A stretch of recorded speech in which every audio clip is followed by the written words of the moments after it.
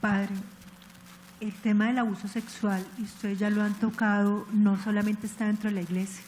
Las cifras que hoy Monseñor nos compartía y lo que nosotros vemos en los diferentes escenarios nos muestran que el abuso sexual muy probablemente en la iglesia sea digamos, un porcentaje muy mínimo, y la mayoría de los abusadores están fuera, digamos, de la iglesia, en las familias, en las personas más cercanas.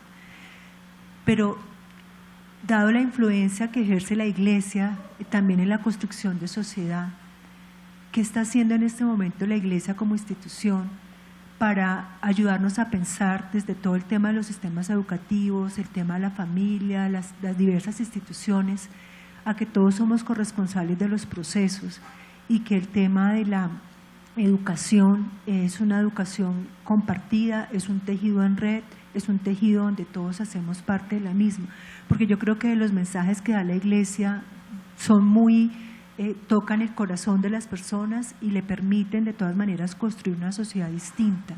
Entonces yo sí quisiera, pues como que ustedes nos pudieran compartir qué es lo que la iglesia como institución en este momento está haciendo para que saquemos un poco también el tema del abuso del lado de la iglesia, del lado de las personas que están dentro de la iglesia, y lo pongamos afuera. Porque entonces, ¿qué pasa cuando se determina que alguien es culpable de un abuso, pero esa persona ¿a dónde va a terminar? Un padre que termina siendo condenado, ¿a dónde va a terminar? A otras instituciones de la sociedad, exacto, como profesor o como lo que estábamos compartiendo hoy. Entonces, un poco más en esa línea, desde la iglesia, cómo poder construir también unas miradas mucho más amplias alrededor de la sexualidad, no solamente una sexualidad alrededor de los genitales, una sexualidad más amplia, más compartida, más de temas afectivos, más de respeto, más de valor por el otro, que permita diferentes salidas a las personas y no solamente agredir y dañar al otro.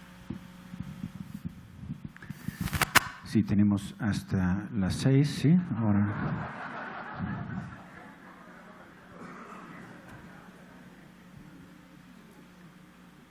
Bueno, percibo que como iglesia estamos muy indefensa, autodefensa y dificultad de comunicarnos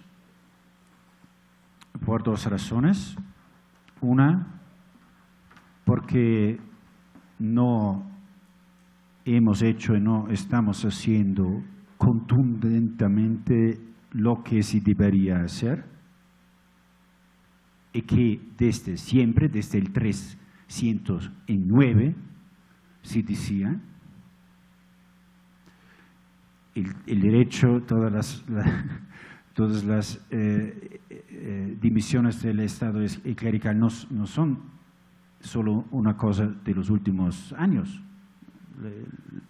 les hizo siempre, però non in maniera consistente e contundente. Y la segunda, hablando del abuso sexual dentro de la iglesia, como vemos, es una cosa nueva, aún en este país.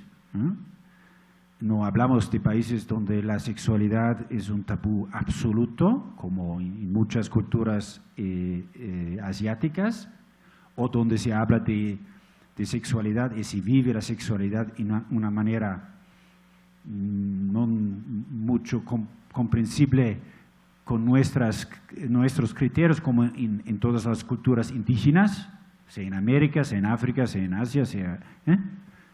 Bueno, empezamos a hablar de esto tenemos que admitir que no hemos hecho nuestra tarea en las últimas décadas. Otra cosa que nos limita bastante es que la teología moral sexual de la Iglesia no viene compartida, no viene entendida ni siquiera de una mayoría del pueblo de Dios. Deberíamos admitirlo.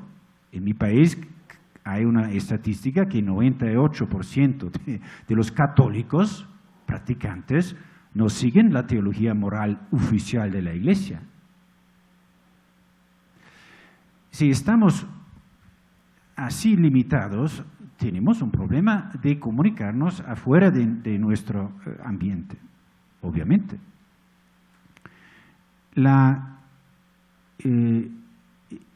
mi parecer, como dije antes, con la mapa del mundo donde estamos trabajando, en muchos países la Iglesia está liderando un discurso, por ejemplo, de dar importancia a los derechos de niños, de educación a las niñas, en India, por ejemplo, en un estado de mayoría absoluta de hindú y musulmana. Bueno, allí la Iglesia, a nuestra sorpresa, está liderando un proceso de concientización y de sensibilización con respecto a estas temáticas, ¿sí? Lo que hacemos es educar. ¿Qué otro podemos hacer? Educar desde la edad de niños hasta la edad de la realidad de responsables de instituciones, cualquier institución. Y nosotros ofrecemos un servicio a la sociedad en cuanto podemos educar, formar gente capaz de intervenir, de acudir, de acompañar, de hablar, de insertar programas de educación en los currículum, por ejemplo, de medicina, de psicología, de pedagogía. En nuestras universidades, los médicos aprenden cómo acercarse a un niño abusado. No, generalmente no. En psicología, ¿cuánto el tema del abuso sexual de menores es presente en el programa de estudio? Poquísimo. En pedagogía, los enseñantes de escuelas, de jardines de niños, etcétera, ¿cuánto y cuándo aprenden cómo hablar de esto, cómo hablar con los padres, cómo hablar? ¿Dónde? ¿Cuándo? No lo veo. Eso es una cosa que es dentro de nuestras fuerzas, creo, porque allí podemos ser rabiosos y exigir que sea insertado allí. Y espero que podemos, bueno, en nuestro Centro de Protección de Menores de La Griona, exactamente eso está promoviendo, que en las facultades de teología, de pedagogía, etcétera, etcétera, sea insertado esto como sujeto, porque solo hablando y capacitando a las personas podemos lograr a un cierto momento a un cambiamiento de actitud a un nivel más general, no solo personal o de pequeño grupo. Muchísimas gracias a los expertos. Le vamos a dar la palabra al público. El padre Germán va a pasar el micrófono. Vale, muy buenos días, gracias por la oportunidad. Bueno, primero, pues agradecer por el espacio y segundo, pues hacer como un punto de vista, pues como católica, como defensora de derechos humanos, también como periodista, y es que definitivamente no se puede justificar el delito de la pederastia como una enfermedad, porque creo que ese ha sido uno de las grandes, digamos que zancadillas que hemos tenido también en el sistema judicial, y es, por ejemplo, justificar un asesinato, una violación, un feminicidio y todos los demás delitos con un caso de enfermedad. Entonces quería como dejar eso ahí en el aire para ver si quieren profundizarlo o no. Además de eso, pues considero que empezar a hablar de eso por parte de miembros de la Iglesia Católica es un gran avance. Sin embargo, creo que el temor a los medios de comunicación muchas veces también se debe a que todo este silencio, que a veces es interpretado como una complicidad respecto no solo a este delito de pederastia, sino también otros delitos o incluso, bueno, en fin, complicidades con la guerra y demás, ha sido también como fallando a los principios católicos de fraternidad, por ejemplo, y además fallando como ese ideal de Dios amor, y en ese Dios amor, cuando nos hablan del Dios amor, es de la defensa de los derechos de los desprotegidos, de los débiles, incluso de los niños. Digamos que todo esto para preguntarles acciones concretas, para buscar la justicia, que también es uno de las grandes enseñanzas por las que muchas personas seguimos siendo católicas, y es cuál es esa acción o acciones concretas que buscan la justicia, en este caso justicia social, también enfocada a prevención, a reparación y a no repetición en estos casos de violencia sexual en los niños. Muchas gracias. La pregunta es para los tres. Para el de Colombia específicamente, si ustedes quieren. Monseñor. Sí, muy corto te lo comparto. Pues es todo el esfuerzo que estamos haciendo de serias políticas de prevención, de programas educativos, un esfuerzo para que no solamente estas campañas de prevención, de crear ambientes seguros, sea, digamos, un tema de los sacerdotes, de las religiosas, sino también de la base católica, es decir, de todas las animadores de evangelización que están trabajando en las parroquias, están trabajando en los colegios. Ese es nuestro segundo reto, pues que todos nuestros animadores, por ejemplo, que el catequista que está en la parroquia tal sepa protocolos claros de protección de menores y sepa que en su ambiente, cuando está preparando un niño de primera comunión, es un ambiente seguro y pueda detectar un caso de abuso, como dice la doctora, que como iglesia estamos también como institución responsables de toda esta situación que es social, no es de la institución católica, sino una situación social. Tal vez como parte de una respuesta, por lo menos en mi pregunta, yo no trato de ocultar pues el hecho de la pedofilia, ¿no? Cuando se habla de enfermedad, pero sí es un hecho que hay algo de enfermedad. El padre mencionaba una palabra muy interesante, un fenómeno humano, es un hecho, algo que no podemos ocultar. Yo creo que eso hace parte del análisis que hacemos de todo esto. Mirar también esa parte de este fenómeno de la pedofilia. Nos ayuda a entender, hay que mirar todo. Hay que mirar la parte humana, hay que mirar la parte canónica, psicológica, para que mientras más conocimiento tengamos de esto, creo que mejor podemos abordar el tema. Siguiente pregunta, padre. Yo he asistido por lo menos a 8 reuniones sobre este punto en Chicago. Yo vivía mucho tiempo en Estados Unidos y desde hace como 12 años se comenzó. Y cada año, a pesar de que yo estoy viviendo en Colombia, yo soy jesuita, recibo un formulario para contestar a 3 o 4 artículos que recibe uno, y si no responde eso bien, no tiene licencias.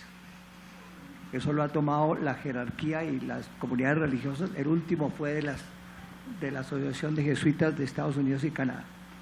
La pregunta mía no se trata de esto, porque es importante, sino siempre que he oído hablar de estos temas, no se piensa que las personas que abusaron seguramente también fueron abusados, también fueron víctimas, y no se hace nada, sino se tratan punitivamente y no terapéuticamente. Parece que es un error muy grave de la Iglesia que tienen que pensar que hay que corregir.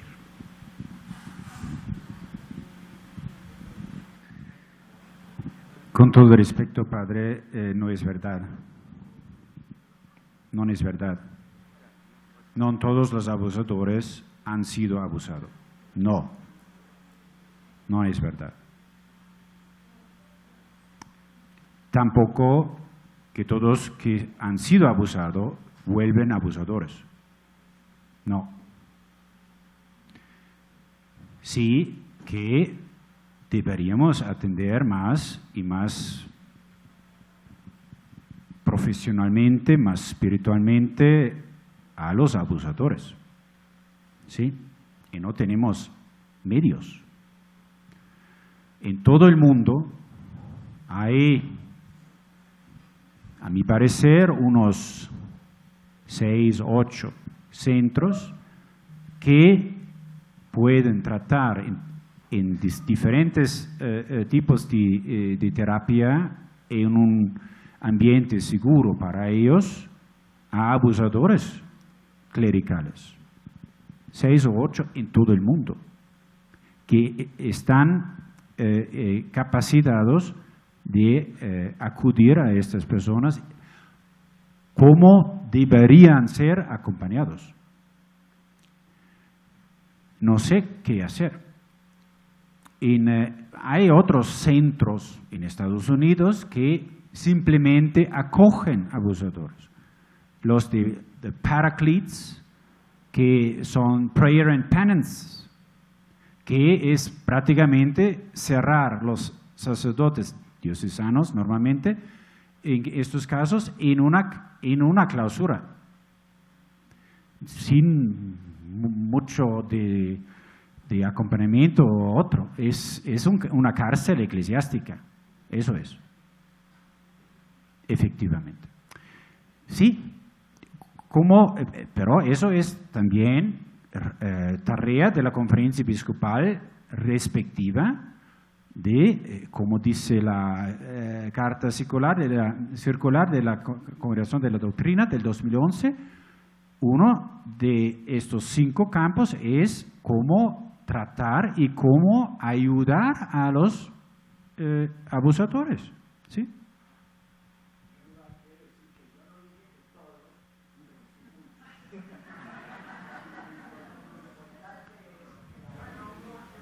Sí, padre, no sabemos el número, no sabemos, y no hay no hay un lío monocausal, no, eso es contra una intuición psicológica. Hay muchos factores que pueden intervenir. También un abuso sufrido, sí, y puede ser un factor de riesgo, sí, pero atención para no confundir las cosas que están ya confundidas demasiado. Siguiente pregunta. Yo entiendo que la Iglesia no puede ser autorreferencial, estoy totalmente de acuerdo con eso, pero usted en su exposición decía, yo no puedo ir con Clériman por Irlanda porque me insultan, yo conozco aquí sacerdotes a los que han escupido en la calle, es decir, todo el veneno mediático ha generado una serie de estereotipos sociales con todo este problema. Lo grave del asunto es que eso no vaya solo con la figura del sacerdote o de la religiosa o del religioso, sino al católico de a pie, que eso le baja la autoestima en un grado ínfimo. Mi pregunta sería, ¿no ha pensado la Iglesia? Pues eso no se resuelve con un programita de media hora. Si miramos la noticia del Espectador, acto seguido dice el abogado que él acusa a Monseñor Monsalve de que Monseñor Monsalve le ofreció una plata para callarse, ¿sí? Eso ya es grave y genera un estereotipo, porque ahí no puede haber una acusación seria. Pero ¿no ha pensado la Iglesia en tener un proyecto, un programa continuo, abierto, complejo, para trabajar en este asunto y que sirva para, de alguna manera, acabar con los estereotipos que este daño está causando alrededor, porque hay una distancia entre verdad y chisme, y los medios de comunicación son más amigos, o somos más amigos del chisme que de la verdad?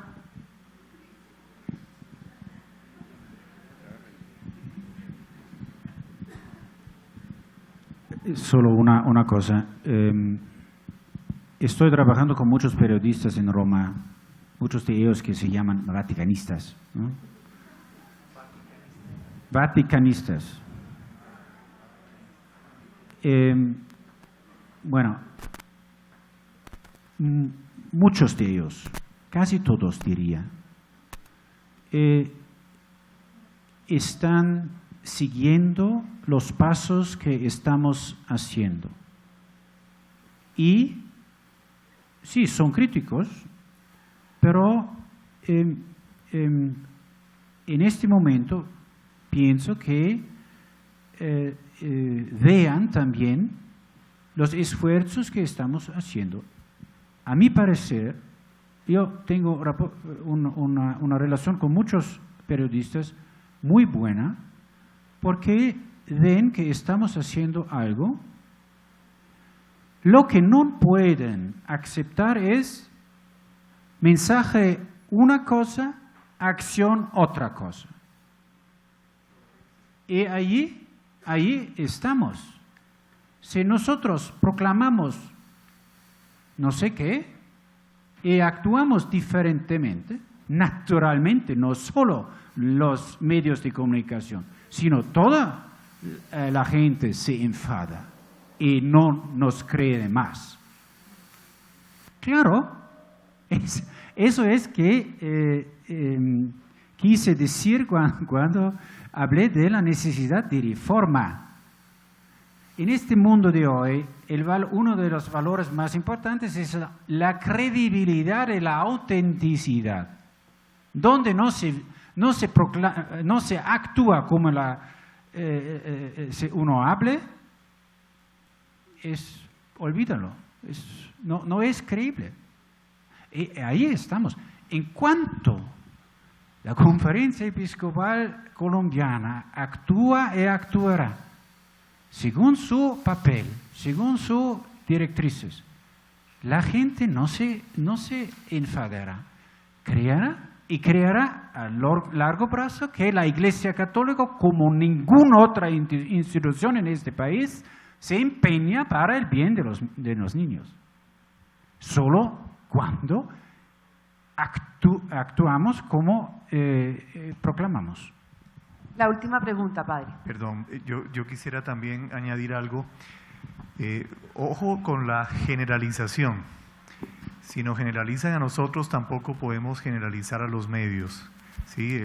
Era un chiste que me daba miedo los medios, porque yo también comparto lo mismo del padre Hans. Es decir, hay muchos periodistas, y no pocos, que están muy interesados en presentar noticias objetivas, y comparto que me han ayudado mucho precisamente porque también están interesados en esta objetividad y en presentar cosas muy concretas. Padre, permítame un segundito. Ayer en el Círculo de Periodistas de Bogotá se entregaron los premios y voy a recoger unas palabras de María Elvira Arango, porque también los medios de comunicación son responsables de los contenidos que emiten y siempre estamos buscando, obviamente, la denuncia, estamos buscando el problema, pero de pronto construir un contenido donde se muestre lo que se está haciendo, el esfuerzo que está haciendo, se puede convertir en referente. María Elvira Arango dijo: nos ven, nos leen, nos oyen, pero no nos creen. Entonces, los medios también tenemos aquí una responsabilidad grande en mostrar esos esfuerzos, y yo aplaudo este tipo de escenarios para mostrar lo que se está haciendo, lo que realmente el esfuerzo y la lucha que se está haciendo contra este delito que es absolutamente condenable. Perdone que rompa el protocolo, no hay detrás de unos poderes o intereses que van contra el desprestigio o detrimento de la Iglesia Católica y los medios que estén prestando para eso. Esa es la pregunta. Vamos a la última pregunta. ¿Que los medios se están prestando para? ¿Que los medios están? No, lo que pasa es que la pregunta es para mí. Yo lo que digo es, como periodista y como reportera que he sido de este país, donde yo no tenía antes ni las redes sociales, ni tenía estos teléfonos, ni tenía nada, yo realmente comprobaba todo. Iba a la fuente y antes de denunciar a alguien, obviamente tenía que tener todas las versiones. Creo que estamos cayendo en una inmediatez, estamos improvisando, tenemos que hacer una reflexión, esto para los periodistas. Hoy la noticia es la de Cali. Estoy segura que los periodistas no están viendo este foro, no están profundizando en lo que aquí se está diciendo. Y aquí hay cosas muy importantes que se están diciendo y se están analizando y se están expresando. Estamos basados en una inmediatez que no genera opinión, genera chisme, genera el cuento. Y entonces de pronto salen memes en las redes y nos burlamos y nos reímos, pero tenemos que volver al terreno, tenemos que volver a la reportería. No es el poder, es la improvisación, la inmediatez, la comodidad, el Twitter, el Facebook. Eso no es periodismo. A mí me parece que esa crónica, ese terreno, este ejemplo que estamos viendo acá, de que estamos dándole la cara, le están dando la cara a un problema. La noticia es lo de Cali, ¿sí ven? Pero aquí se están diciendo cosas muy importantes y se están asumiendo debilidades muy importantes. Entonces pienso que el periodismo tiene que reflexionar de cómo está informando. Es eso.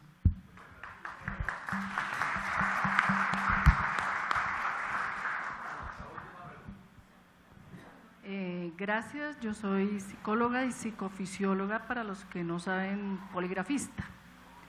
He obtenido más, entre comillas, confesiones de abuso sexual haciendo un polígrafo que en consulta. ¿A dónde va uno? Más que una pregunta, es una reflexión. Todo delito conlleva aspectos multimodales y debemos tratarlos de tal forma. La persona violadora le faltan muchas cosas, le faltan, y como creyente en Jesucristo nosotros le podemos dar la ayuda. Jesús se la da por medio de nosotros. Pero también tenemos una sociedad ambivalente, distímica y diría bipolar. Cuando al niño le enseñamos a bailar reggaetón y le decimos que se cuide. Yo soy mamá de muchos y tengo nietos, y bailo reggaetón. Pero soy consciente de la ambivalencia en que vivimos en la educación, la falta de respeto al cuerpo humano, la falta de respeto. Hoy le hablaba a mi amigo que no es lo mismo la sexualidad a los 20, a los 30 y a los 40, y el sacerdote no escapa a ello. Mi reflexión, más que una pregunta, la Iglesia, así como nuestro Santo Padre, viene actualizada. El derecho canónico se ha actualizado. Deseo que también el cuidado y el seguimiento y el apoyo entre ustedes como sacerdotes también vaya a la vanguardia. Según la estadística, la primera violación se puede cometer a los 39 años. Monseñor nos dijo eso. Entonces, en el proceso de selección no es que sea tanto el complique, es en el seguimiento del sacerdote como ser humano integral, que todos nosotros aquí como fieles, mirando los toros desde la barrera, debemos darle a ustedes también amor, misericordia, comprensión y afecto, pero afecto de verdad. Muchas gracias. Bueno, me dicen que se acaba el tiempo. Le agradecemos a nuestros panelistas, muy interesante, muy importante esta reflexión, este encuentro, este foro. Gracias, Padre Germán, por haberme invitado, la verdad, a los expertos, a Cristovisión, que está transmitiendo. Bueno, muchísimas gracias a todos.